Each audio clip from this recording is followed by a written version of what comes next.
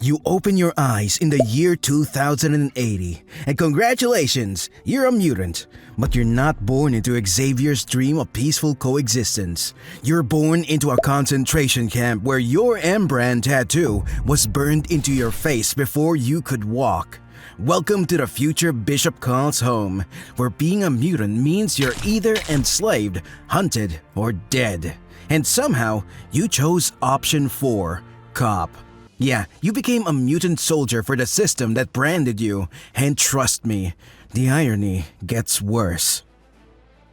Your earliest memory isn't your mother's voice or your first toy. It's the smell of burning skin and the sound of guards laughing while they tattooed an M over your right eye. You're 3 years old and you're already marked as less than human. Your parents dead before you could remember their faces. Your grandmother raises you in the camp, whispering stories about the X-Men like they're myths. Like Professor Xavier was some kind of messiah who died before saving anyone. You grow up in the ruins of New York, but it's not the city you've seen in old videos. This New York is a graveyard with buildings that look like broken teeth stabbing through the smog.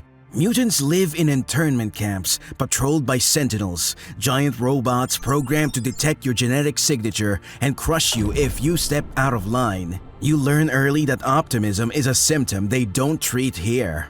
But here's where your story gets weird. You don't join the rebellion, you join the XSE, the Xavier Security Enforcers, a mutant police force trying to keep order in a world that's already fallen off a cliff. You become the thing everyone in the camp hates, a mutant cop enforcing laws written by people who want you extinct. Your grandmother begs you not to. You do it anyway, because at least being XSE means you get to carry a gun instead of digging mass graves. And that's when you discover your power. You're on patrol when a plasma blast meant for your partner hits you square in the chest. You should be dead, vaporized, a scorch mark they hose off the pavement. But instead, you feel it. The energy slamming into your body, spreading through your bones, crackling under your skin like you just swallowed a lightning bolt. And then you realize you didn't just survive the hit, you absorbed it. Your mutation is energy absorption. Blasts, heat, electricity, kinetic force, anything that should kill you just charges you up like a battery. And you can convert it into strength, firing it back as concussive blasts from your hands. It sounds like a gift until you understand what it actually means. You are not protected, you are charged. So every firefight becomes this sick equation in your head. Your instincts scream dodge, but your job is don't dodge, because every time you take that hit, you become the weapon your squad desperately needs. You feel the impact in your bones, in your teeth, in the place behind your eyes where migraines are born, and you tell yourself you're fine because soldiers are famous for being emotionally honest. Then comes the fun part, the overload threshold. Because if you absorb too much, you don't get a power-up. You get a body that's one bad second away from detonating its own nervous system. You're constantly doing this math mid-chaos, take enough to win, enough to become the problem they have to put down, and you don't get to do it calmly either. It's mid-screaming, mid-explosions, mid-watching someone you like get thrown through a wall. You rise through the XSE ranks fast because you're good at your job, and because being good at your job means volunteering to be the human shield. You make commander, you lead squads, you tell yourself you're protecting people, but you're really just choosing which mutants get to survive today while the system grinds everyone else into dust. And that's when the time travel ruins everything.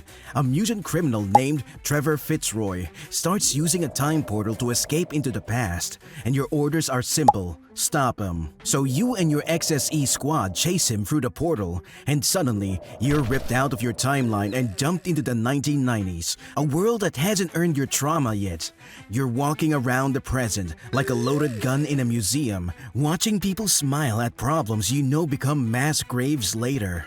Here's the psychological torture. You can't unknow what you know. Every time you see a familiar face, your brain tries to decide if they're going to become a friend, a corpse, or the reason your future collapsed in the first place. You want to warn them, but if you warn them, you risk creating the exact catastrophe you're trying to prevent. So you do what all stable people do. You keep it in, grind your teeth, and call it discipline.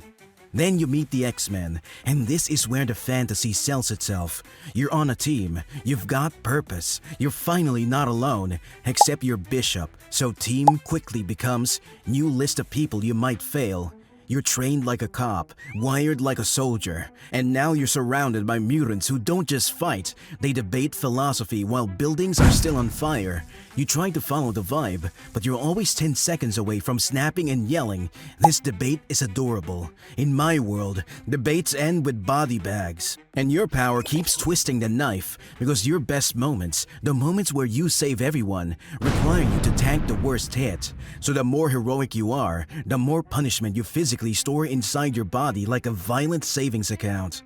And every time you fire it back, you feel it. The recoil isn't just on your arms, it's on your entire existence. Now stack the social misery on top. You look like a frat with that M tattooed over your eye. You talk like a frat because you've seen the future and it's a crater. And you move like someone who's already read the last page of humanity's book. People don't see protector, they see walking escalation. So you're either feared, used, or politely tolerated until you stop being convenient. Your paranoia doesn't help. You're obsessed with finding a traitor, the X-Man who's supposed to betray everyone and create your nightmare future. So you watch your teammates like a detective at a crime scene, cataloging every mistake, every hesitation, every moment that could be the crack that splits the timeline. And they notice. They start looking at you like you're the problem, like maybe the guy from the apocalypse who doesn't trust anyone is the real threat. And you keep going anyway because Soldier Brain doesn't give you an off switch. You're constantly scanning exits, constantly reading rooms, constantly deciding how much damage you're willing to let into your body so everyone else can keep theirs. Your gift is pain management with laser beams. You don't heal faster, you don't feel less. You just absorb it, convert it, and fire it back while pretending the cost isn't adding up inside you.